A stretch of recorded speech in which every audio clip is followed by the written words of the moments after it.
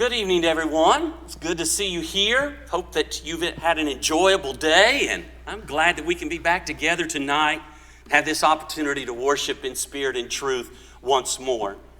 This past Tuesday was the last time for the Golden Alkires to meet together for this year. We had a good Bible study. We've been looking at people from the Bible, and this last time we spoke about Judas Iscariot and some lessons that we can learn from him, because we can learn not only from the good but from the evil as well. We can learn what not to do, and so we had a good study, and then we got to go to Bob Evans to eat afterwards. And on Wednesday, the Golden Alkires got me a bag of Linder balls, and they are wonderful. The only problem is Tammy thinks I'm supposed to share. It didn't come with a card that said you had to share them with her or anything like that, so I just don't know. I did catch her sneaking into them, though, so I guess they're a hit at our house. But we are going to hold off on that class and start up again, Lord willing, in March. So we have a little bit of a break, probably during this colder weather and bad weather and that kind of thing. But Lord willing, in March of 2020, we will start back up with our Golden Alkires class, and I look forward to that and that good study. We, over the last several weeks, have been looking at some evidence to support what the Bible teaches us about the age of the earth. The Bible makes it very clear that this earth, this universe, is relatively young, that God created it in 6 literal days, and that man was here from the beginning, and that this time sequence is something that the prophets understood and that Jesus himself understood while he was here upon the earth. And really, folks, until about 150 years ago, that's what most people really thought about this earth. It wasn't until that time that this notion, now granted, the idea of atheism and so forth has been around for a long, long time, but it wasn't until those years, about 150 years ago, that this idea of evolution and the idea of forgetting about a worldwide flood and the effects that it would have upon the earth really became the style of our society, and we're reaping the effects of that in our world today. Most of our universities are teaching what the world says about this universe instead of what God's Word teaches, in spite of the fact that almost all of those institutions of higher learning started out with a religious basis. They've left that, and they have gone about as far away from it as they can get.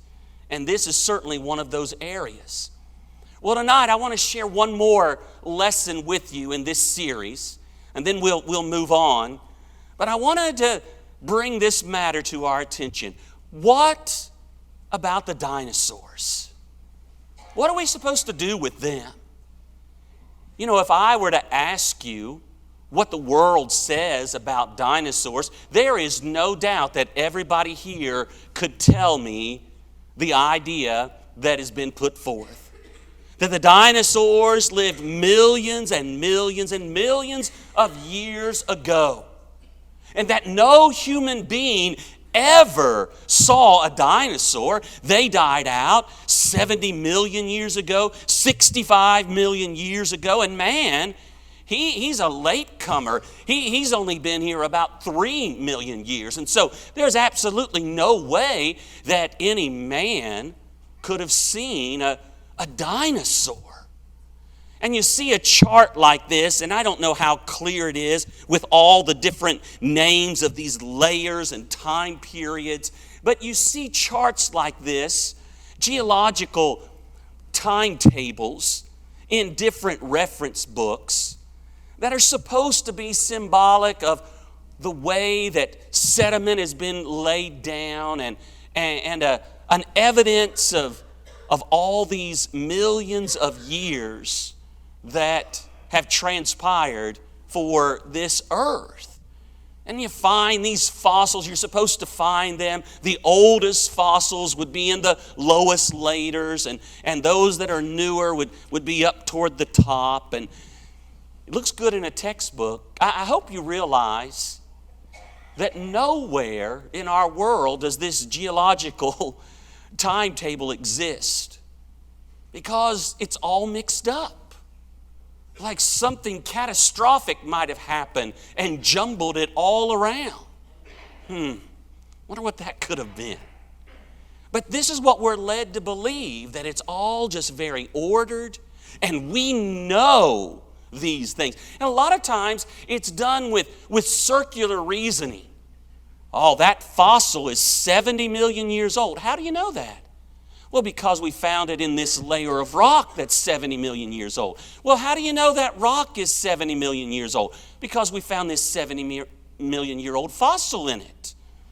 You see, and it just, well, that's what we're told to believe. And we are fed this, I mean, just about as soon as we come out of the womb. Our children, our little children, are indoctrinated about dinosaurs. I love dinosaurs. They can't get enough of them. And they can tell you their names. And if you're not careful, they'll tell you what they've been told are facts about how long ago they lived and that kind of thing. Well,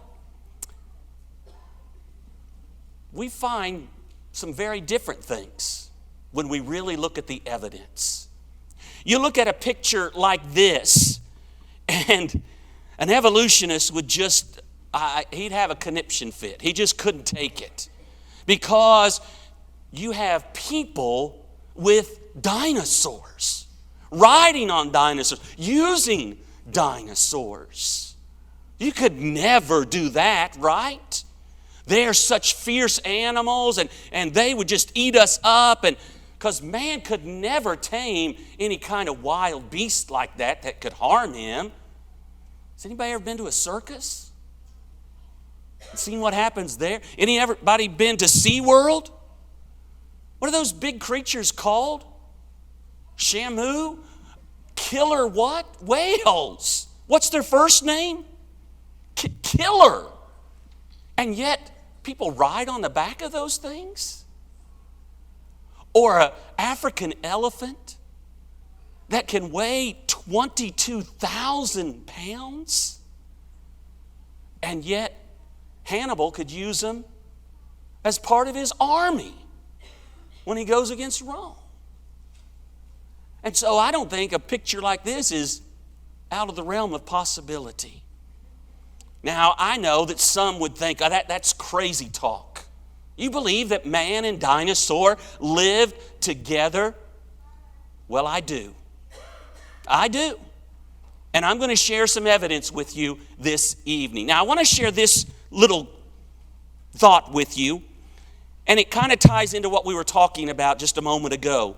It says dinosaurs are so entwined with evolutionary thinking that in his anti-creationist book titled Abusing Science, the Case Against Creationism, evolutionist Philip Kitcher admitted that solid evidence for the coexistence of dinosaurs and humans would shake the foundations of evolutionary theory. It's been said that dinosaurs are to evolution what that little gecko is to Geico. I mean, they're just tied together. And so this man is stating that. I mean, their theories about evolution and about dinosaurs, if you had evidence that showed that man and dinosaurs existed together, it would shake those theories of evolution. Well, let's get ready to shake them a little bit. Now, if dinosaurs and humans lived together on Earth, what kind of evidence would we expect to find? If that was ever the case, What would you expect to find? Well, let me ask you, when you go on vacation, you go somewhere, what kind of evidence do you have for your having been there? Well, I know what you do. You take pictures, right? You take pictures, and some of you write about what you did, maybe in a journal, maybe in a letter, that kind of thing. Now, it's not as exciting to go on vacation and come back as it used to be. Because it used to be, when you came back, you waited for the pictures to develop, and then you could show people what you did. Now, because of the internet, everybody knows what you did before you get back home. Because we tell everybody every day what we did. And they've already seen the pictures, and they don't really care to hear the stories. But that's the kind of stuff we would do. Well, folks, if dinosaurs and man ever lived together, that's the kind of evidence that you'd expect to find. We would find stories in history about dinosaur, man writing about dinosaurs, and secondly, we would find pictures of dinosaur. Now, it wouldn't be Polaroids. Kodak wouldn't be involved in it, or nobody's phone or anything like that. But there would be some kind of depictions. That's what we would find. Well, I hope it doesn't surprise you to understand that that's exactly what we do find.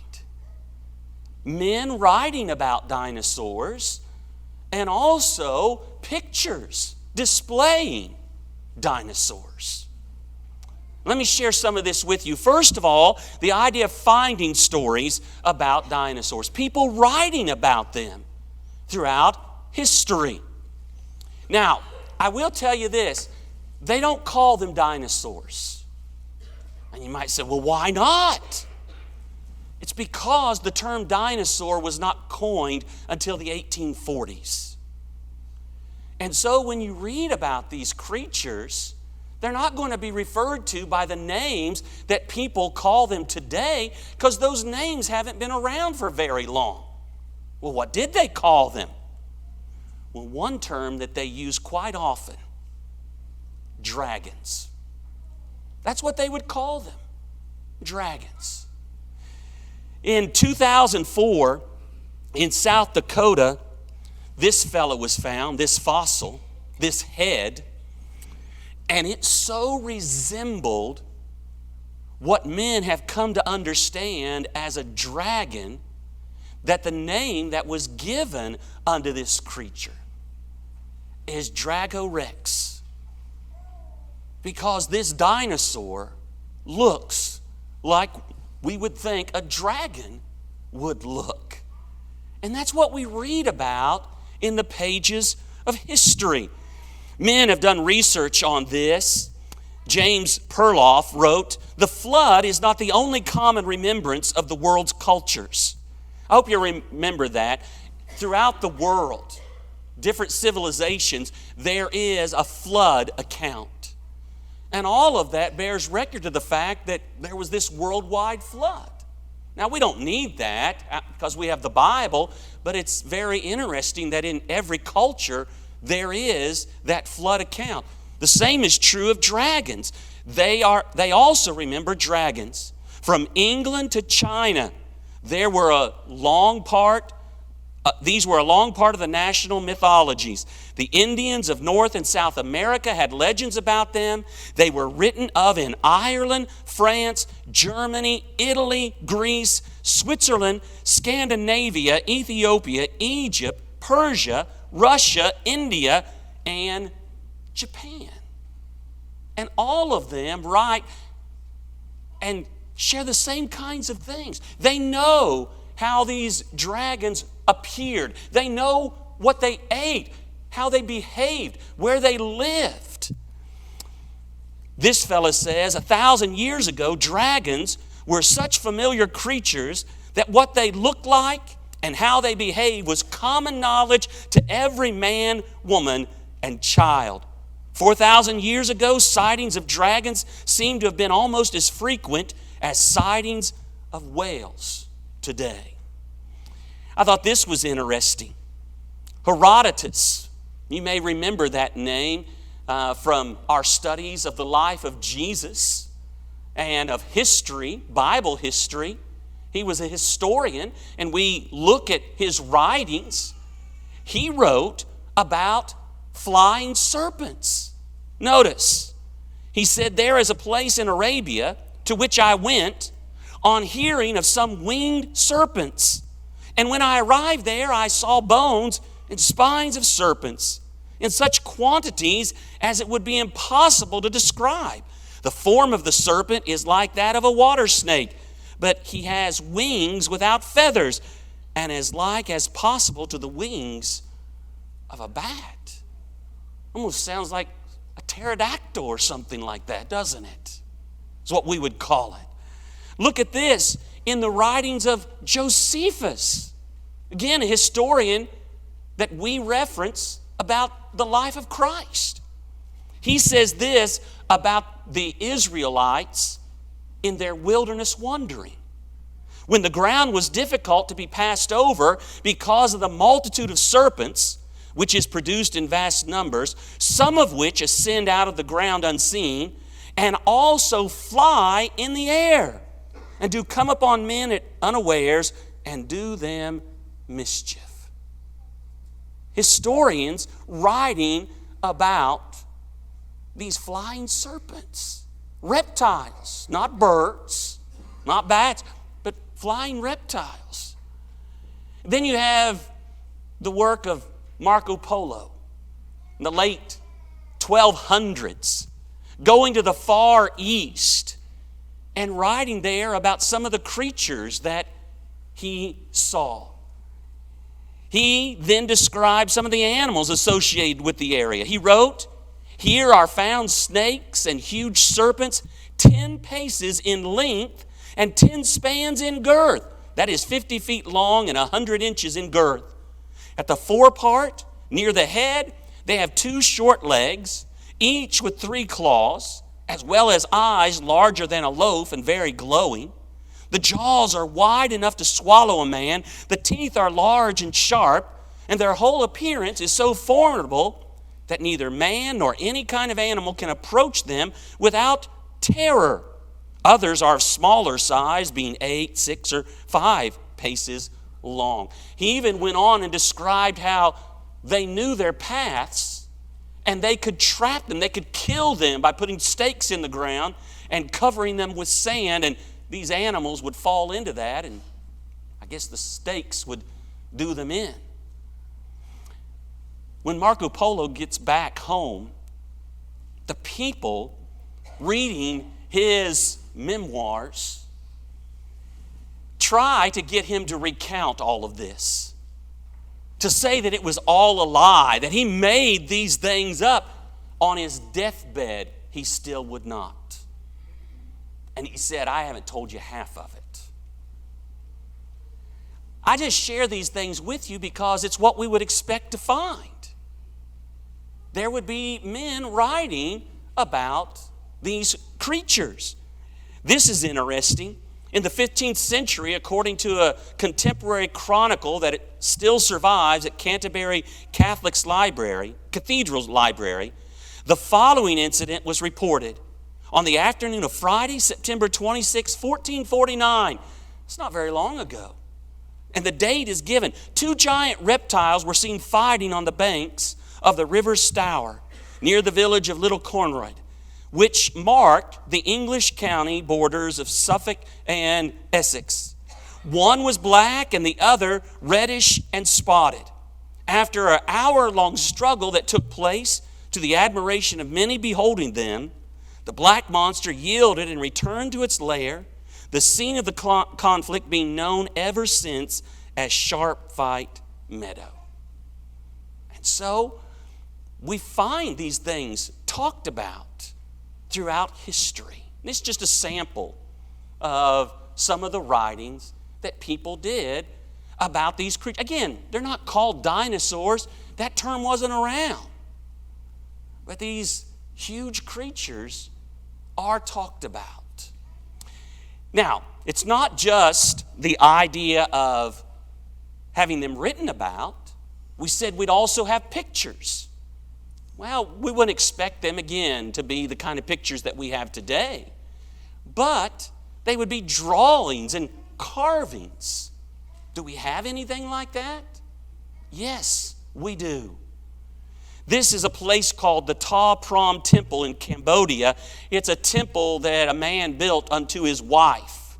And there are all kinds of intricate carvings in the walls of this temple and in a column outside the temple. And this goes back to 1186. There is what has been known as the Stegosaurus of Cambodia. Now, all around this, there are different creatures. There's monkeys, and there are oxen, and there are parrots, and very clear to see what they are.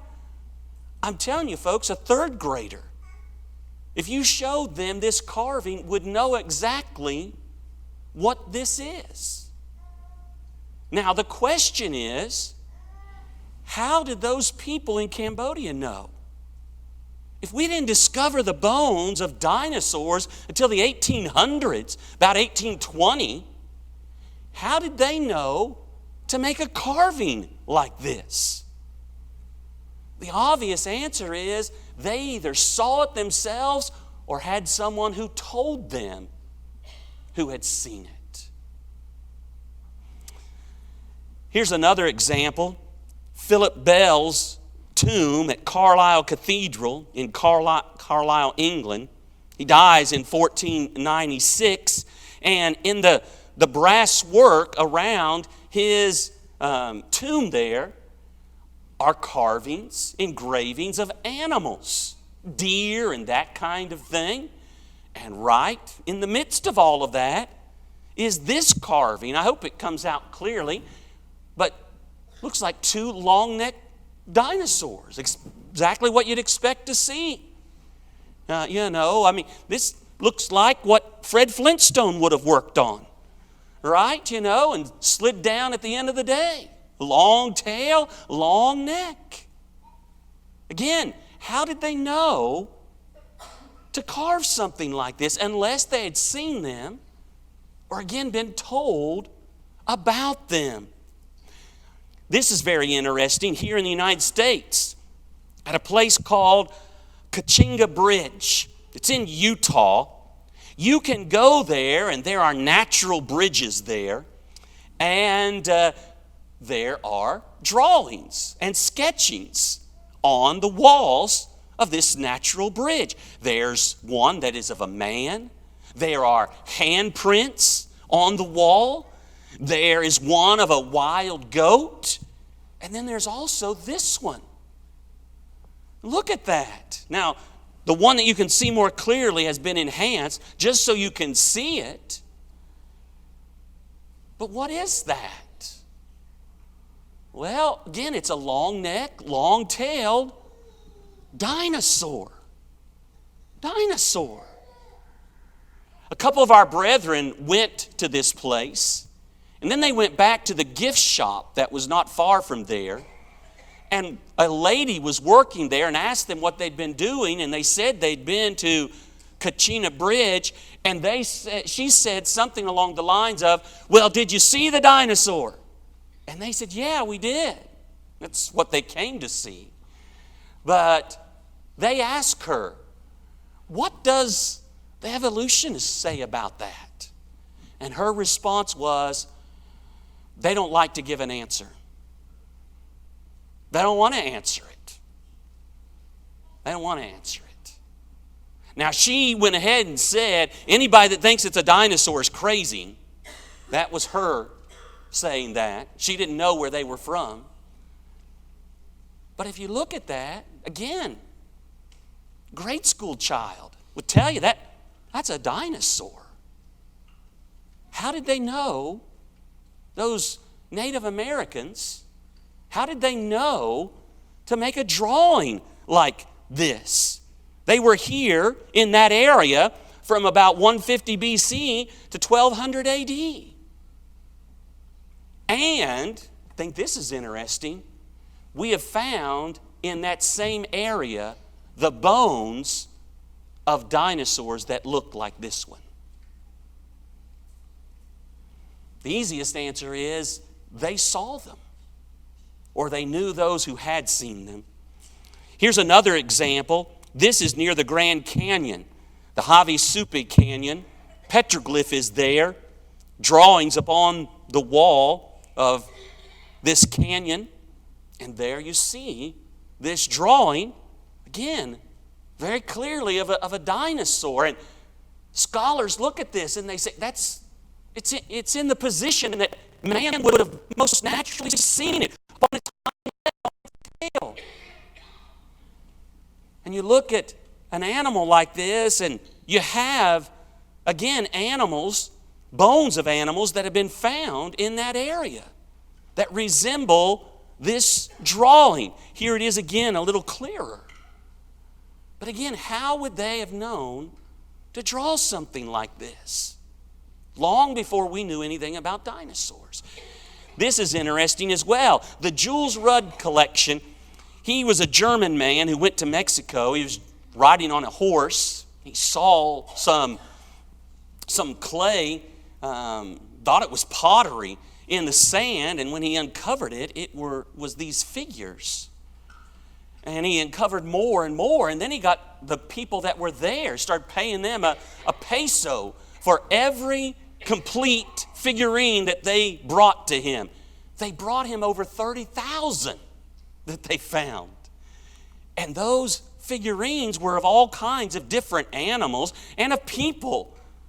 But some of them, many of them, bear a striking resemblance to what we call dinosaurs. And you can go there today to this museum and see these figurines. Some of them are even up to 5 feet long. I wanted to show you this last one, because if you read about these things, and I hope that you will, you check it out, you'll see that those who are opposed to creation, as it's talked about in the Scriptures, try to discount things like this. And that's what they say about this. But if you look at this figurine in particular, and a lot of them were this way, you see the fins on the back of this creature. And that almost seems out of place, doesn't it? This is a long-necked, long-tailed dinosaur, and our understanding is they didn't have those fins, those frills on their backs. This was found in 1944. In the 1990s, scientists discovered that these grass-eating, long-necked dinosaurs actually do have those frills on their backs. They didn't have a way of knowing that unless somebody had seen those things. Here are the Inca stones of Peru. They were found in the 1960s. These were burial stones, and we have over 10,000 of these. And many of them depict dinosaurs, again with the frills on their backs, and some of them depict interaction with humans and dinosaurs. Now again, people have tried to discredit them, but we have so many of them. It's almost be impossible for them to be forged. And they bear witness to man knowing of the dinosaur before we found their bones. This too is interesting.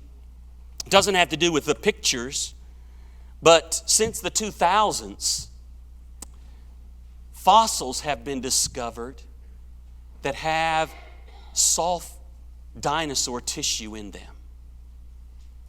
That's not supposed to be there after millions and millions of years.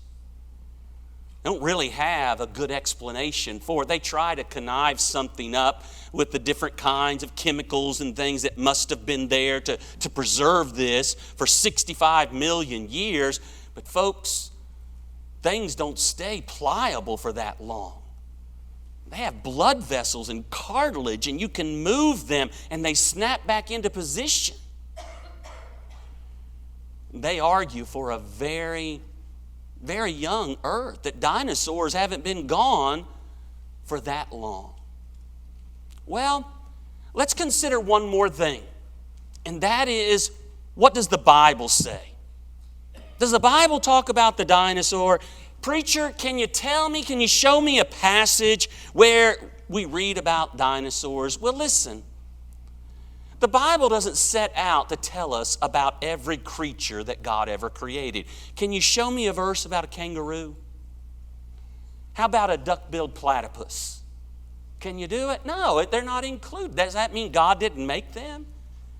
Of course not. Doesn't mean that. Just means that God didn't see fit to include them in this inspired book. It wasn't necessary to give us a listing of every animal that He created. But again, remember, when was this Bible translated? This King James Bible? I mean, we go back to about 1611. We wouldn't expect to find the term dinosaur in the Bible. Dinosaur wasn't coined until the 1840s. But do we have anything that would make you think of these magnificent beasts? Well, I believe that we do.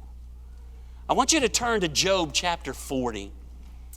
In Job 40 and chapter 41, you have God speaking to Job. Job, talked about him this morning, went through so much, and he didn't understand why. He's like us, and we ask that question when we're suffering, why?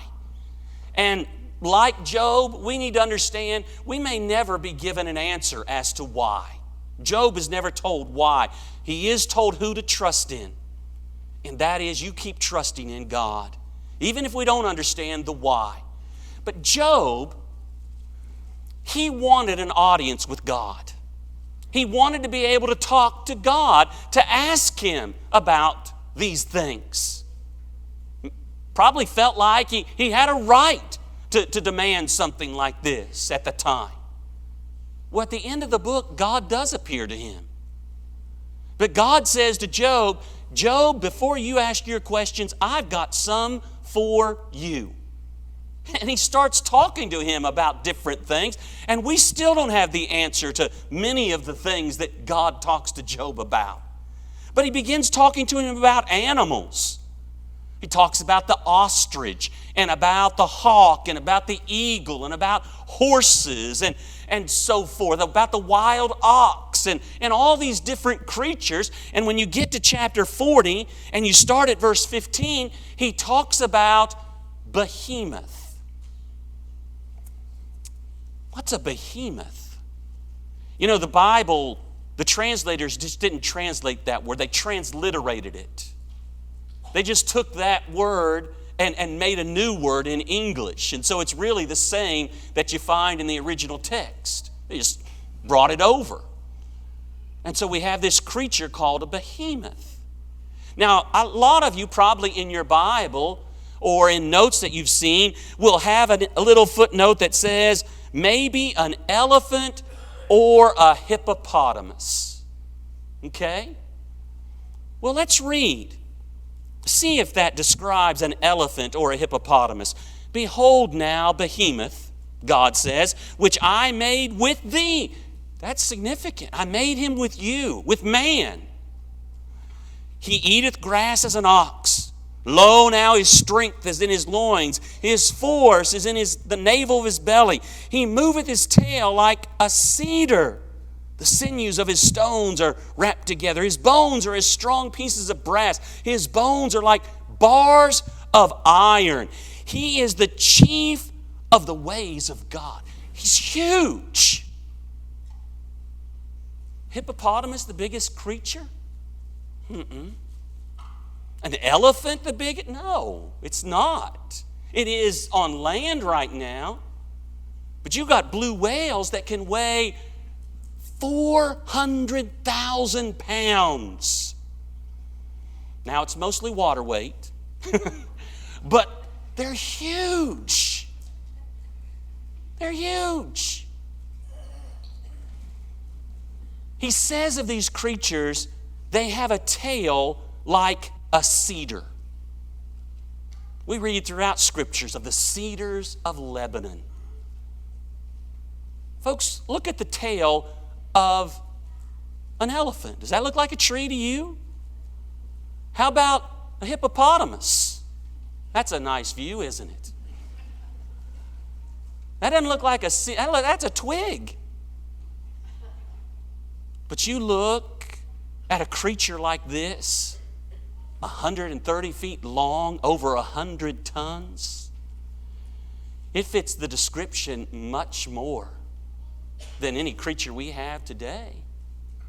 I believe that's what's being spoken of. A long-necked, long-tailed dinosaur that God created with man. We're running out of time. I got to go through this a little bit quickly, but in chapter 41, he talks about Leviathan. The whole chapter is about this creature. And again, in footnotes in your Bible, it may say a crocodile. And I know that crocodiles are fierce. I love those shows where those wildebeests or those zebras have to try and make it across that river, and those crocodiles are just waiting for them. I put myself in their place, and I just keep thinking I'd be at the back saying, you go first, go, But they got to go, and they are incredible. 20 feet long sometimes, 1,500 pounds. Fierce. But folks, they don't fit this description. In Job 41 in verses 19 to 21, one of the things that is said about Leviathan is that he breathes fire. Oh, preacher, you've lost me now. An animal that can breathe fire? That couldn't happen. We couldn't have a creature that made fire. Well, stop and think about it for a moment. What do you guys like to do in the summertime with your children? The evening. Anybody here ever catch lightning bugs? How's that happen? How can a bug light up like that? Well, we know it's because God made it that way. But folks, creatures do all kinds of incredible things. Anybody ever heard of an electric eel? It can give a shock of 600 volts, send you to the hospital, maybe to the morgue, and not shock itself. How can that happen? There's a little creature called a bombardier beetle. Has 2 compartments in its body in which it keeps chemicals separate, but when it wants to, when it is threatened, it has a mechanism to mix those and shoot that liquid out at a temperature of 212 degrees. We know that's boiling. How can a creature do that? And by the way, can you imagine trying to explain that by evolution? The first time a bombardier beetle tried to do that, poof, they blow up. That's the end of those beetles. Don't have to worry about those anymore. Or how about a creature like this, an anglerfish, deep, deep, deep in the ocean? It's able to create this light with this light-emitting bacteria. By the way, that's a face only a mother could love, isn't it? Oh man, that's an ugly creature. But God made these. And so many more that I watched yesterday. There is some kind of larva that lives in a termite mound that for about 2 weeks a year can make itself glow at night. That termite mound looked like you'd put Christmas lights all over it. These green lights, and those termites couldn't stay away from it. Just drawn right to it. That's how that creature survives. It's incredible. I don't think it's so hard to think that a creature God made could have breathed fire. And by the way, what do we think about with dragons so often? Just saying. And then look at this too. Chapter 41 again of the Leviathan. Sharp stones are under him. He spread the sharp pointed things upon the mire. His underside is sharp. There are these scales. Folks, that's not a crocodile. The other underside of a crocodile, that's what you make boots out of. Belts and purses. It's smooth, it's leathery. It doesn't fit the description. What you're talking about is a creature that is so great, man can't tame it, can't conquer it. And I remember the crocodile hunter. He could wrestle those crocodiles. Folks, the Bible makes it clear that in 6 days the Lord made heaven and earth, the sea, and all that in them is, and rested the seventh day. And so he asked, what about the dinosaurs? Does that get rid of what God has given us in His Word? Not at all. Not at all. Magnificent creatures that God made by His power. And they bear witness to His great power and His great might. What happened to them? I don't know exactly. Evidently, what happened to them is what's happened to a lot of animals since creation, since the time of the flood. Maybe they were hunted to extinction. For whatever reason, they're just not around anymore, evidently. That doesn't mean that they didn't exist and that God didn't create them just the way the Bible tells us. And I hope the evidence that we've looked at tonight at least piques our curiosity. We'll study more and understand that there are answers to what our world is trying to tell us. They were, at least many of them, huge creatures, magnificent creatures. The chief of God's ways, he says. But I want you to know that there is a creature upon this planet that God cares a whole lot more about than any dinosaur. And that's you and me. Because they may have been the chief of His ways as far as their size, but the one that He made in His image is us. And He gave us dominion over the creatures of this world. He made us in His image. He gave us a spirit, a soul. And He wants us to use our soul, our being, to serve Him. And He desires for us to be with Him throughout all eternity. And that can happen because of what Jesus has done for us. And so tonight, if you're here and you're not yet a Christian, we want to encourage you to become one. You can do that tonight by putting on Christ in baptism for the forgiveness of your sins. And if you're here as one who has obeyed but you've fallen away and you need to come back, we want to pray with you and for you. If you're subject in any way to heaven's invitation, please come as we stand and as we sing.